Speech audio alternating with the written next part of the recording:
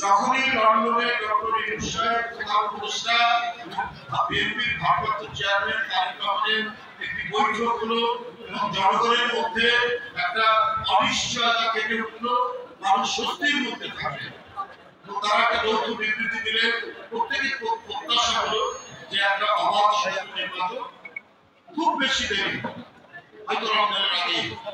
এরপর থেকেই আমরা দেখছি দেশের বিভিন্ন জায়গায় অস্থিতিশীল হয়ে খুব রকম বেড়ে গেল। কেন কেন এই পরিস্থিতি আজকে তৈরি করা হবে?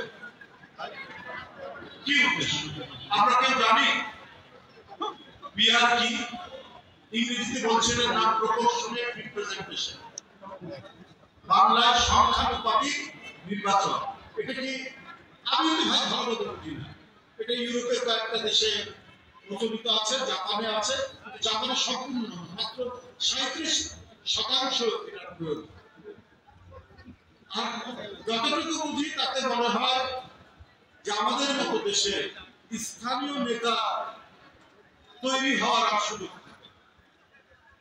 যে দলগুলো রাজনৈতিক ভাবে একেবারে মাথা পিতাহীন, তাদের শিকড় না, এদের একটু লাভ হবে। এই কারণে হঠাৎ করে তারেক রহমান প্রধান উপদেষ্টার বৈঠকের পরে এইসব বিষয়গুলো আনা যে নির্বাচন পিছাতে হবে, পিআর দিতে হবে, আগে তো এই কথাগুলো বললেন না।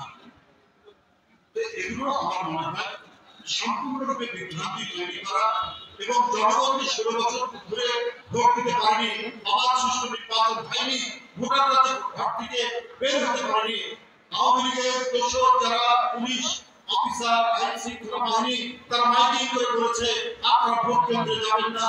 যে দুর্বিষহ দিন গেছে শেখ হাসিনার নেতৃত্বে কোনো মানুষের নিরাপত্তা ছিল না, কোনো মানুষ স্বাভাবিক জীবনযাপন করতে পারত না, কারণ সরকারের কোনো নিরাপত্তা নেই। কে খুন হবে, কে খুন হবে, কে বিচারহীন হত্যার শিকার হবে। এই যে পরিস্থিতি, এই পরিস্থিতির মধ্যে দিয়ে ছাত্র জনতা আর বিএনপির 16 বছরের সংগ্রামের বই প্রকাশ করছে গত বছর আপনার জুলাই আসে। তো মানুষ তো প্রত্যাশা করতে একটা ভালো নির্বাচন, মানুষের কথা বলার অধিকার থাকবে, কণ্ঠের স্বাধীনতা থাকবে, কি কেউ কথা বলতে গিয়ে ভয় পাবে?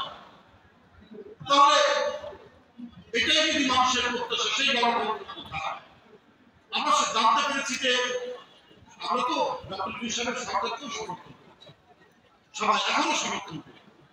ভালো কথা, $30 বিলিয়ন আমাদের জাতীয় রিজার্ভ হচ্ছে, ভালো এটা হোক, কিন্তু এই $30 বিলিয়ন কতটুকু সাধারণ মানুষের কাছে পৌঁছে? ব্যবসা বাণিজ্য হবে, ঠিক আছে, এটা দরকার।